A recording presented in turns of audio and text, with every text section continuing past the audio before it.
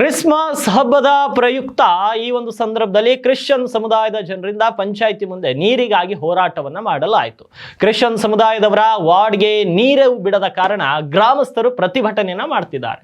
ಕಾಳಬೆಳಗುಂದಿ ಗ್ರಾಮ ಪಂಚಾಯಿತಿ ಮುಂದೆ ಪ್ರತಿಭಟನೆ ಮಾಡ್ತಾ ಇದ್ದಾರೆ ಗ್ರಾಮಸ್ಥರು. ಯಾದಗಿರಿ ಜಿಲ್ಲೆಯ ಗುರುಮಿಠಕಲ್ ತಾಲೂಕಿನ ಕಾಳಬೆಳಗುಂದಿ ಗ್ರಾಮ ಕುಡಿಯುವ ನೀರು ಪೂರೈಕೆ ಮಾಡುವಂತೆ ಆಗ್ರಹ ಮಾಡ್ತಾ ಇದ್ದಾರೆ.